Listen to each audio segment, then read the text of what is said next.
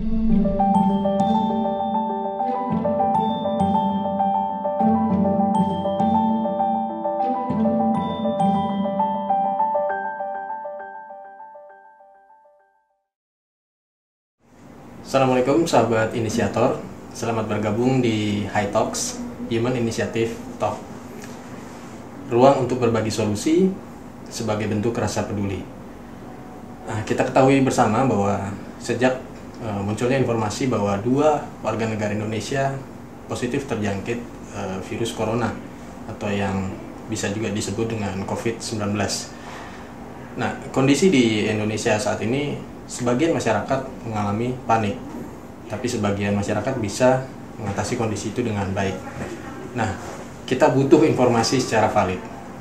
Alhamdulillah, kami sudah berada di Rumah Sakit Persahabatan, salah satu rumah sakit yang menjadi rujukan untuk penanganan virus corona. Dan bersama kami sekarang sudah hadir Dr. Penny. Assalamualaikum. Selamat sore, Dok. Kita akan langsung ngobrol-ngobrol dengan Dr. Penny di sini. Apa aja sih yang kita bisa ketahui atau kita pahami bersama tentang virus corona atau COVID-19?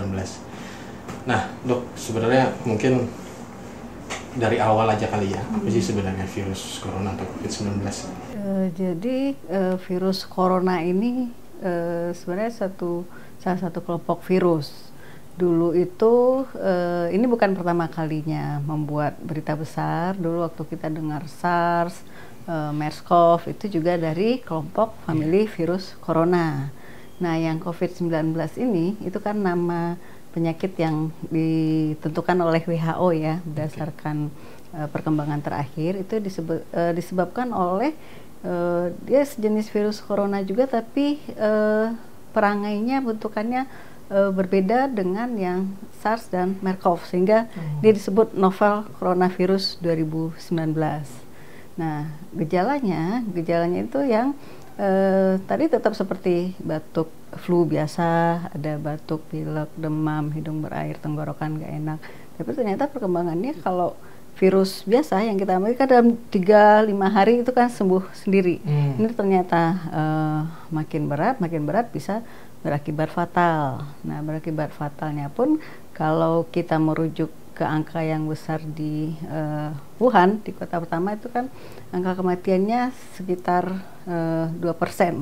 Jadi itu lebih kecil sih daripada yang disebabkan oleh SARS pada beberapa waktu lalu. Nah, sekarang karena memang media lebih luas dari dulu, jadi tanggapan orang kan bisa bermacam-macam. Ada yang jadi panik, ada yang jadi tenang, ada yang cuek gitu kan. Nah, melalui media ini kita dengan sahabat inisiator berusaha berbagi ya, bagaimana seharusnya. Jadi ini novel coronavirus 2019 itu adalah kelompok virus yang tadinya dia bersifat zoonosis, artinya ada di hewan, tapi ternyata perkembangannya sekarang kenapa disebut dengan virus baru ini, dia jadi menular dari orang ke orang. Itulah yang fenomena kita lihat tadinya hanya terfokus di Wuhan, di Hubei di Cina. Sekarang perkembangan terakhir itu udah ada 21 negara terjangkit termasuk di Indonesia. Kalau gejalanya itu jadi memang batuk, pilek, ada demam, tenggorokan nggak nyaman, seperti flu yang makin lama makin berat. Nah, kita lihat kalau yang merujuk ke angka yang di Wuhan, memang yang terdampak sampai berakibat kematian yang besar memang pada orang lanjut usia, itu pun sudah dengan berbagai macam penyakit penyerta. Kalau yang pada imunnya bagus, orang dewasa muda, itu angka kematiannya lebih kecil. Nah, sekarang kan udah ada di Indonesia nih, gimana gitu kan? Gimananya balik lagi, satu kan beredar macam-macam, ini itu jamu ini itu bisa menyembuhkan, bisa menangkal. Artinya kalau secara ilmiah belum ada obat, belum ada vaksin yang pasti bisa menyembuhkan. Nah, jadi kalau yang harus minum ini itu secara ilmiah belum bisa dibuktikan. Tapi secara umum kita hidup sehat, bersih, itu menjaga stamina itu adalah modal utama untuk melawan kuman atau virus apapun yang masuk ke dalam tubuh. Artinya kembali waspada boleh, panik jangan. Oke dok, tadi saya sudah dapat informasi terkait, oh ternyata virus ini bisa berkembang ya dari yang sebelumnya. Lalu kemudian tadi memang sepertinya bagaimana virus itu bereaksi terhadap tubuh kita, maka tergantung dengan kondisi kita juga ya, berarti kebugaran orangnya mungkin ya, kondisi fisiknya, banyak faktor ya. Bisa nggak kita melihat gejala itu dengan kasat mata dok, bisa nggak kira-kira? Bisa, artinya kembali kita bicara ke COVID, artinya tidak semua batuk pilek yang muncul harus dianggap oh ini COVID gitu kan. Kan ada kriteria yang ditetapkan oleh pemerintah, artinya ada kriteria kontak erat, ada kriteria orang dalam pemantauan, pasien dalam pengawasan. Nah itu kan artinya kita baru harus waspada kalau misalnya memang ada kontak erat dengan pasien yang sudah positif. Artinya kalau di kita sendiri kan yang pasien yang positif itu kan sudah di rumah sakit ya.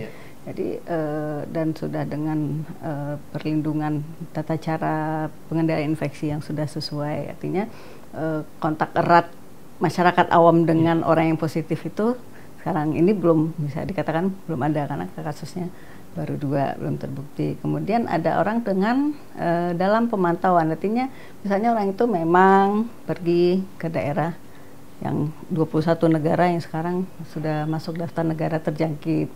Kemudian dia mulai ada gejala. Nah itu harus mengunjungi fasilitas kesehatan untuk memeriksakan diri.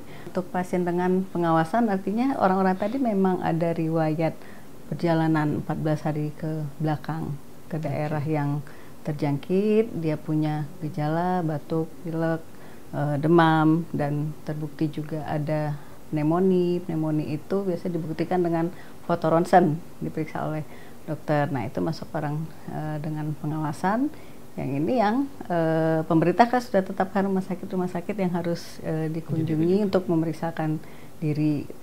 Nah kalau yang di luar itu artinya nggak usah panik gitu, tetap jangan parno juga, batuk pilek tapi nggak kemana-mana, nggak kontak terus langsung bilang COVID nih gitu kan. Artinya tetaplah ya, kalau minum obat demam, minum obat-obat untuk menghilangkan gejala silakan, dan kalau memang berlanjut segera hubungi dokter. Nah ada perilaku hidup bersih sehat yang harus kita biasakan pada masyarakat kan.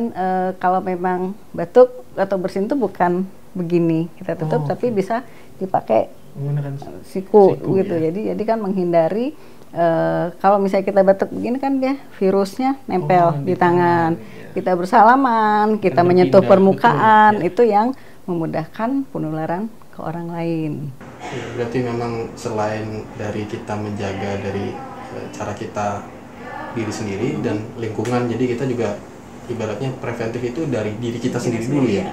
Tadi saya baru tahu kalau ternyata batuk itu biasanya kan orang normalnya begini atau gitu, ternyata menggunakan siku, termasuk bersin seperti itu ya. Dan kalau misalnya terakhir ini kan informasi yang kita dengar ada 2 pendapat tentang masker nih dok.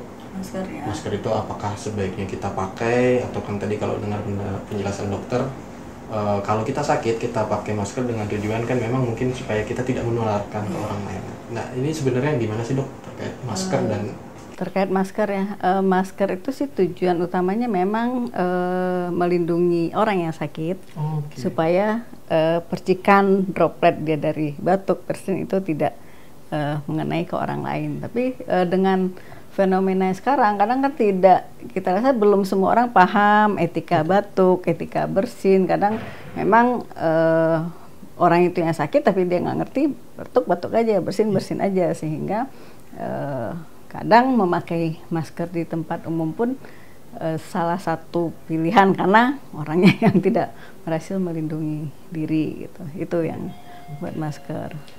Nah terakhir nih dok, mungkin pesan buat para sahabat inisiator yang lagi menonton saat ini nih, mungkin apa yang kita harus siapkan? Kembali satu, jangan panik, waspada. Kalau dari mana rajin mencuci tangan, kita dari luar rumah atau mau apapun yang kita ragu kita sudah tidak bersih tangannya, rajin cuci tangan. Kemudian kalau memang kita batuk pilek, pakailah masker.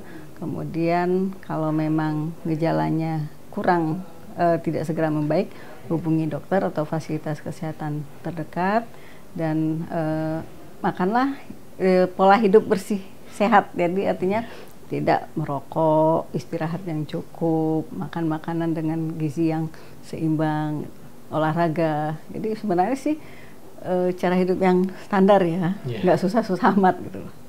Terima kasih dok, sama-sama. Bermanfaat sekali. Nah, sahabat inisiator, banyak sekali kita dengarkan tadi dari Dokter Feni, dan salah satu yang saya garis bawahi adalah bagaimana kita boleh waspada tapi tidak boleh panik ya dok ya. Nah, itu yang sering terjadi di lingkungan sekitar kita, dan mungkin satu yang kami ingin himbau bersama adalah pada saat kita mengalami perbedaan pendapat, mungkin malah membuat kita satu dengan yang lain malah saling berlawanan. Tapi sebaiknya justru kita bersatu untuk melawan virus ini, begitu ya. Sahabat inisiator, mungkin karena waktu juga kita harus mengakhiri pertemuan hari ini. Sakit atau sehat itu memang kehendak Tuhan yang Maha Kuasa. Tapi bukan berarti kita tidak bisa menjaganya. Dan ada pepatah lama mengatakan bahwa mencegah lebih baik daripada mengobati. Sekian High Talks hari ini. Semoga ini menjadi ajang untuk kita saling berkolaborasi, menghadirkan solusi demi mewujudkan rasa peduli. Fight Corona.